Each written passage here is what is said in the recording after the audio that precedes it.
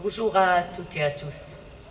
Madame la ministre de l'Enseignement supérieur, Madame la présidente de la région, chère Valérie, Monsieur le président de Pleine Commune, cher Patrick, Madame la maire de Paris, chère Anne, Monsieur le président de l'établissement Campus Condorcet, cher Jean-Marc Bonifaud, qui est là, Monsieur le président de Vinci Construction, Monsieur le sénateur, Monsieur le préfet de région, Monsieur le préfet de la Seine-Saint-Denis, Madame la préfète déléguée à l'égalité des chances, Mesdames et Messieurs les membres de la communauté universitaire, Mesdames et Messieurs les élus de Paris, de Saint-Denis, d'Aubervilliers, Mesdames et Messieurs, je suis bien évidemment ravie d'être parmi vous aujourd'hui pour la pose de la première pierre, même si la énième, du campus Condorcet.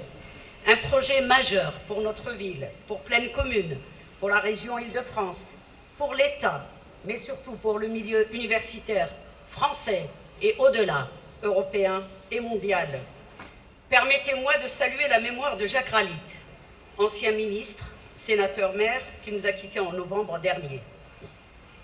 Il était, avec Marcelin Berthelot, député-maire de Saint-Denis, l'un des artisans de la reconversion de cette zone de la plaine sur laquelle est implanté aujourd'hui le campus.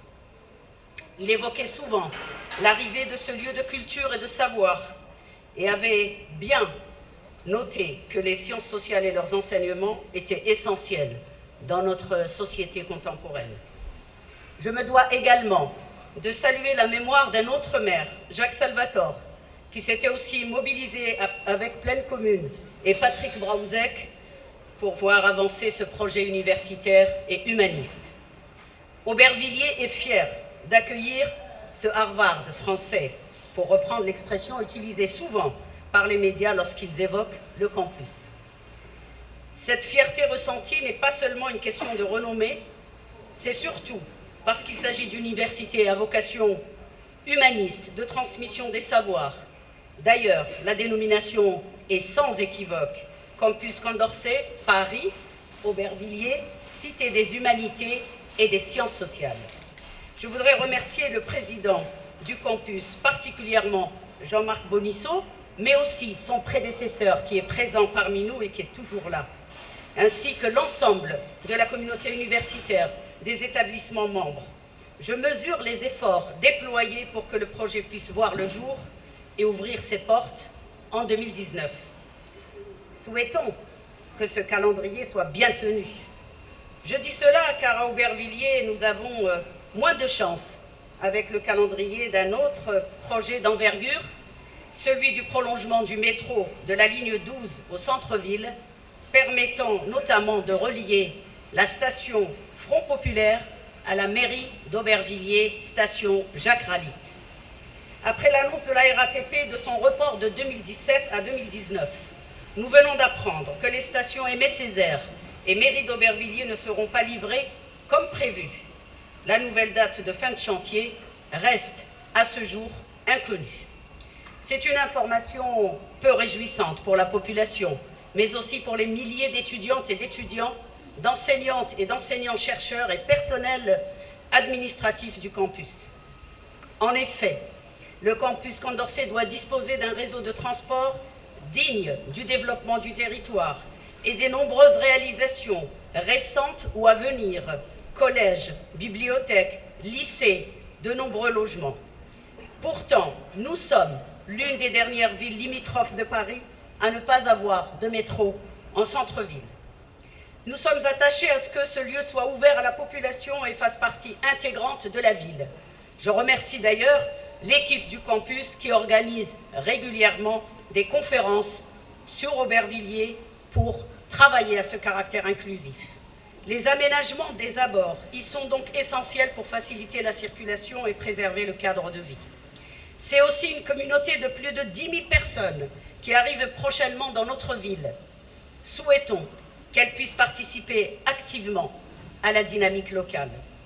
Je me réjouis de la construction à l'intérieur du campus de résidences étudiantes, car à Aubervilliers, tout comme en Seine-Saint-Denis, se loger est devenu difficile, et particulièrement après l'annonce gouvernementale de baisser les APL. une décision qui impacte directement le pouvoir d'achat des étudiantes et des étudiants. Aujourd'hui, une autre décision risque d'affecter considérablement leur avenir, celle qui s'inscrit dans la loi Orientation et réussite des étudiants. À l'heure où l'accès à l'enseignement est de plus en plus sélectif, au travers des classes préparatoires ou des écoles privées hors de prix, l'université est l'une des dernières portes ouvrant la possibilité d'étudier sans distinction sociale ou géographique. Pourtant, Madame la Ministre, avec la mise en place d'une sélection à l'université basée sur des critères, le principe même d'un enseignement ouvert à toutes et tous risque d'être remis en cause. Nous le savons, les étudiantes et étudiants de la Seine-Saint-Denis seront, hélas, les premiers touchés. C'est pourquoi la mobilisation s'organise partout pour rappeler la nécessité de préserver les fondements républicains de l'enseignement en France. D'un côté, la contestation étudiante s'organise dans les universités. Cette dernière est d'ailleurs sévèrement réprimée à l'image de ce qui s'est produit à Tolbiac la semaine dernière. De l'autre, un corps enseignant engagé et mobilisé dans plusieurs départements qui ont décidé de boycotter Parcoursup et de ne pas participer au tri des candidatures. Aubervilliers reste une ville solidaire, mais aussi combative, courageuse. Elle a à cœur de voir réussir ses jeunes. C'est une ville dynamique et dont l'avenir n'est plus à démontrer. Je finirai par citer l'ancien président de la République, M. François Hollande, qui nous avait fait l'honneur de venir visiter le lancement du chantier et qui avait dit « Aubervilliers, c'est la ville du renouveau ». Je vous remercie.